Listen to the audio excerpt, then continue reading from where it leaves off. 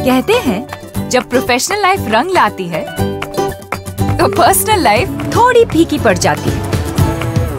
गलत, बस बैलेंस जरूरी है। जैसे एक्स्ट्रा लाल और एक्स्ट्रा तेज एक ही चिली पाउडर में हो सकते हैं। नेचुरल रेड और तीखेपन का परफेक्ट बैलेंस है सुरुचि तेजा लाल चिली पाउडर। खाने में हो रुचि तो घर लाइए सुरुचि। नमस्कार, वीकेबी टॉप 10 में आपका स्वागत है। तो आइए देखते हैं देश और दुनिया की टॉप 10 खबरें। पश्चिम बंगाल और उत्तर ओडिशा के लिए समुद्री तूफान यास और गंभीर होता जा रहा है। अगले 24 घंटे में इसके और प्रचंड होने की आशंका जताई जा रही है। भारतीय मौसम विज्ञान विभाग IMD द्वारा दी जा रही जानकारी के अनुसार यास तूफान के असर से 155 से 165 किलोमीटर प्रति घंटे की रफ्तार से हवाएं चल सकती है। 26 मई की शाम को इसका वेग और प्रचंड होगा। तब 185 किलोमीटर प्रति घंटे की रफ्तार से यह पश्चिम बंगाल और उत्तर ओडिशा के तटों से टकरा सकता है। इससे बंगाल तथा उत्तर ओडिशा के तटीय जिलों में भारी वर्षा हो सकती है। यास तूफान को देखते हुए गृह मंत्री अमित शाह ने उच्च स्तरीय बैठक की। मंत्रालय के वरिष्ठ अधिकारी और सेना के कुछ वरिष्ठ अधिकारियों की उपस्थिति में यह बैठक हुई। अमित शाह ने हर पल पर नजर रखने को कहा है। बता दें कि कल रविवार को प्रधानमंत्री नरेंद्र मोदी ने जोखिम वाले क्षेत्रों से लोगों को सुरक्षित स्थानों पर भेजने को कहा था। देश की शीर्ष जांच एजेंसी केंद्रीय जांच ब्यूरो CBI देश की प्रमुख जांच एजेंसी है, जिसके पास देश भर में पुलिस बल को भ्रष्टाचार से लड़ने के लिए गंभीर मामलों की जांच करने और नेतृत्व प्रदान करने की दोहरी जिम्मेदारी है। ऐसे में इसके प्रमुख होने के काफी मायने हैं, मगर CBI के प्रमुख ऋषि कुमार शुक्ला के सेवानिवृत्त होने के बाद से केंद्रीय एजेंसी को अपने नए प्रमुख की तलाश है। CBI प्रमुख का पद मार्च से खाली है। प्रधानमंत्री नरेंद्र मोदी की अगुवाई वाली उच्चाधिकार प्राप्त समिति की बैठक में आज सोमवार को CBI के अगले प्रमुख के नाम पर मुहर लग सकती है। बता दें कि फिलहाल 1988 बैच के गुजरात कैडर के IPS अधिकारी प्रवीण सिन्हा CBI के कार्यवाहक प्रमुख का कार्यभार संभाल रहे हैं।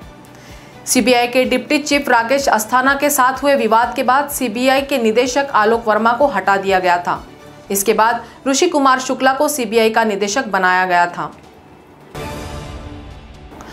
कोरोना काल में शिक्षा क्षेत्र में भारी नुकसान हुआ है। ऑनलाइन क्लासेस के नाम पर पढ़ाई की खानापूर्ति की जा रही है। संक्रमण की तेज गति को देखते हुए अंततः कई प्रदेशों की बोर्ड तथा CBSE और ICC बोर्ड को मजबूरन 10वीं कक्षा की परीक्षाएं रद्द करनी पड़ी। अब 12वीं की परीक्षा को लेकर बैठक दर बैठक शुरू है। केंद्रीय शिक्षा मंत्री ने इस बारे में राज्य सरकारों से 25 मई तक विस्तृत सुझाव भेजने को कहा है, ताकि निर्णय पर पहुंचने में आसानी हो। प्रस्तावों पर विचार विमर्श करने के बाद 30 मई तक कोई फैसला किया जा सकता है। बता दें कि 1 जून को शिक्षा मंत्री की CBSE के साथ बैठक होनी है। संभावना है कि इस बैठक में ही अंतिम फैसला लिया जाएगा। जिस कोरोना वायरस से पूरी दुनिया परेशान है, उसे लेकर चीन को शुरू से ही कटघरे में खड़ा करने की कोशिश की जा रही है, लेकिन अभी तक चीन के खिलाफ मजबूत साक्ष्य पेश नहीं किया जा सका। तत्कालीन स्थितियों से लेकर मौजूदा संकेत हालांकि चीन की तरफ ही उंगली उठा रहे हैं। अब एक और चौंकाने वाला खुलासा हुआ है। वुहान की जिस लैब में कोरोना वायरस की शुरुआत बताई जाती है, वहां के 3 कर्मचारियों को तब अस्पताल में भर्ती कराया गया था जब दुनिया को कोरोना के बारे में पता नहीं था। एक अमेरिकी अखबार के मुताबिक वुहान इंस्टीट्यूट ऑफ बायोलॉजी के 3 शोधकर्ता नवंबर 2019 में बीमार हुए थे और उन्होंने अस्पताल में इलाज के लिए मदद भी मांगी थी। इन शोधकर्ताओं में कोरोना संक्रमण के लक्षण थे। बता दें कि नवंबर 2019 के बाद ही दिसंबर-जनवरी के बीच दुनिया को कोरोना वायरस महामारी के बारे में पता लगा था। विश्व स्वास्थ्य संगठन WHO की एक टीम कोरोना वायरस के तथ्यों की जांच के लिए वुहान भी गई थी, लेकिन चीन ने कुछ क्षेत्रों में जांच नहीं करने दी या फिर सभी सबूत मिटा दिए थे। नया खुलासा दुनिया को नए तरीके से सोचने पर बाध्य कर सकता है। महाराष्ट्र के मुख्यमंत्री उद्धव ठाकरे ने रविवार को कहा कि जून तक वैक्सीन की उत्पादन क्षमता बढ़ने की संभावना है और तब पर्याप्त वैक्सीन उपलब्ध होगा। इसके बाद राज्य में 24 घंटे वैक्सीनेशन किया जाएगा। संभावित तीसरी लहर को देखते हुए आयोजित बाल रोग विशेषज्ञों के कार्यक्रम में वो बोल रहे थे। मुख्यमंत्री ठाकरे ने बताया कि केंद्र सरकार ने 18 से 44 उम्र के नागरिकों के वैक्सीनेशन की जिम्मेदारी राज्य सरकारों पर डाली है। यह जिम्मेदारी निभाने के लिए हम सक्षम हैं। राज्य में इस उम्र के करीब 6 करोड़ नागरिक हैं। इनके लिए 12 करोड़ डोज लगेगा। हम इसे एक साथ खरीदने के लिए तैयार हैं, लेकिन फिलहाल हमें पर्याप्त वैक्सीन उपलब्ध नहीं हो रही है। जैसा कि सभी को मालूम है कि देश में 1 मई से तीसरे चरण में 18 वर्ष से अधिक उम्र के सभी नागरिकों के वैक्सीनेशन की मंजूरी दी गई है। इसके अनुसार राज्य में 18 से 44 उम्र वर्ग के नागरिकों का वैक्सीनेशन शुरू किया गया था, लेकिन पर्याप्त वैक्सीन उपलब्ध नहीं होने की वजह से महाराष्ट्र सहित कई प्रदेशों में इस उम्र के वर्ग के नागरिकों का वैक्सीनेशन फिलहाल स्थगित है। केंद्रीय स्वास्थ्य मंत्रालय ने कहा कि कोरोना के मामलों में कमी आई है, लेकिन बीमारी ने राहत नहीं दी है, लिहाजा सतर्कता बरकरार रखने की जरूरत है। पिछले 24 घंटे में 4,454 लोगों की मौत हुई है। इसके साथ ही देश में मृतक संख्या बढ़कर 3,03,720 हो गई है। देश भर में एक दिन में कोविड-19 के 2,22,315 नए मामले सामने आने के बाद कुल संक्रमितों की संख्या बढ़कर 2,67,52,447 हो गई है। हालांकि पिछले 38 दिन में एक दिन में सामने आए संक्रमण के ये सबसे कम नए मामले हैं। इसके पहले देश में 16 अप्रैल को 24 घंटे में 2,17,353 नए मामले सामने आए थे। देश में अब तक 2,37,28,000 लोग कोरोना के संक्रमण से मुक्त हो चुके हैं और राष्ट्रीय स्तर पर स्वस्थ होने की दर 88.69% है। 3 कृषि कानूनों को रद्द कराने की मांग पर अड़े किसान फिर एकजुट होने लगे हैं। हिसार में मंडल आयुक्त कार्यालय के घेराव को लेकर किसान क्रांतिमान पार्क में पहुंच रहे हैं। किसान नेता राकेश टिकैत ने रामायण टोल प्लाजा पर कहा कि आ गए तो केस निपटा के ही चलेंगे, इनका आगे तक का दिमाग ठीक करेंगे। प्रदर्शन को देखते हुए पुलिस चौकस है। प्रशासन ने 26 ड्यूटी मजिस्ट्रेट लगाए हैं। 16 ड्यूटी मजिस्ट्रेट रिजर्व रखे गए हैं। सभी को अलग अलग पॉइंट पर तैनात किया गया है। Rapid action force, Haryana armed police के अलावा 7 जिलों की पुलिस तैनात की गई है, जिसमें करीब 4,000 से अधिक पुलिसकर्मी हैं। टूलकिट का बवाल थमता नजर नहीं आ रहा। छत्तीसगढ़ की रायपुर पुलिस ने NSUI की शिकायत पर पूर्व CM रमन सिंह और बीजेपी प्रवक्ता संबित पात्रा को 23 मई को बुलाया था। दोनों वहां नहीं पहुंचे थे। इसके बाद सोमवार को रमन सिंह अपने समर्थकों के साथ वहां धरना देने पहुंच गए। डॉक्टर रमन के साथ भाजपा प्रदेश अध्यक्ष विष्णुदेव साय, नेता प्रतिपक्ष धर्मलाल कौशिक, विधायक बृजमोहन अग्रवाल, पूर्व मंत्री राजेश मूणत सहित सैकड़ों की संख्या में बीजेपी नेता सिविल लाइन थाना पहुंचे हुए थे।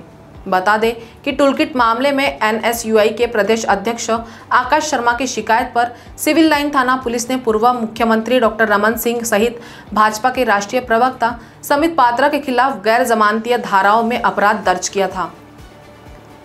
सिविल लाइन थाना पुलिस ने नोटिस जारी कर पूर्व मुख्यमंत्री डॉक्टर रमन को कहा था कि 24 मई को उनके निवास पर टीम आएगी। वे अपने मौलश्री विहार स्थित निवास पर उपस्थित रहे। दूसरी तरफ पुलिस ने भाजपा नेता संबित पात्रा को रविवार को थाना में उपस्थित होकर और वीडियो कॉन्फ्रेंसिंग के माध्यम से अपना बयान दर्ज कराने के लिए कहा था। पात्रा के वकील ने ईमेल के माध्यम से जवाब देकर पात्रा के बयान देने में असमर्थता व्यक्त करते हुए रायपुर पुलिस से आगे की तारीख मांगी है। रमन सिंह के धरने से सियासी पारा और चढ़ गया है। महाराष्ट्र में ठाकरे सरकार 1 जून से लॉकडाउन के कुछ प्रतिबंधों को हटाने की शुरुआत कर सकती है। पहले और दूसरे चरण में दुकानों को खोलने की इजाजत दी जा सकती है। तीसरे चरण में महाराष्ट्र सरकार द्वारा होटल, रेस्टोरेंट, बार और शराब बिक्री की दुकानों को कारोबार शुरू करने की मंजूरी दी जा सकती है। वहीं चौथे चरण में सरकार लोकल सेवा और धार्मिक स्थलों को खोलने की भी मंजूरी दे सकती है। जिन जिलों में लॉकडाउन या कड़े प्रतिबंध लगाए गए हैं, वहां पर हालात को देखकर फैसला लिया जाएगा। सूत्रों से मिली जानकारी के अनुसार कोरोना मरीजों की संख्या में कमी को देखते हुए सरकार यह फैसला लेने पर विचार कर रही है, ताकि राज्य की जनता को राहत मिल सके और दोबारा कारोबार पटरी पर लौट सके।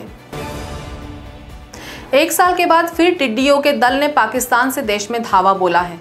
प्रत्यक्षदर्शियों ने बताया कि टिड्डी दल राजस्थान पहुंच गया है। जैसलमेर जिले में झुंड देखे जाने के तुरंत बाद सभी जिला कृषि अधिकारियों को निर्देश जारी किए गए हैं। अधिकारियों ने कहा कि टिड्डियों का दल मई के अंत तक यूपी में कोहराम मचा सकता है। उत्तर प्रदेश की सरकार पिछली बार के हमलों से सचेत है, इसलिए पहले से ही वहां अलर्ट जारी कर दिया गया है। बता दें कि टिड्डियों का यह दल किसी भी खेत में एक साथ उतरता है और कुछ ही समय में पूरी फसल चट कर जाता है। फिलहाल खेतों में फसलें नहीं हैं, हालांकि सब्जियां लगी हैं। कीटनाशक का छिड़काव कर उन्हें भगाने की तैयारी की जा रही है, लेकिन यह भी ध्यान रखा जा रहा है कि कीटनाशक का प्रमाण ज्यादा न हो जो किसी किसान की मौत का कारण बन जाए। तो टॉप 10 के खबरों के साथ अभी इतना ही। आपसे फिर मुलाकात होगी, तब तक बने रहिए वीकेबी न्यूज के साथ। नमस्कार।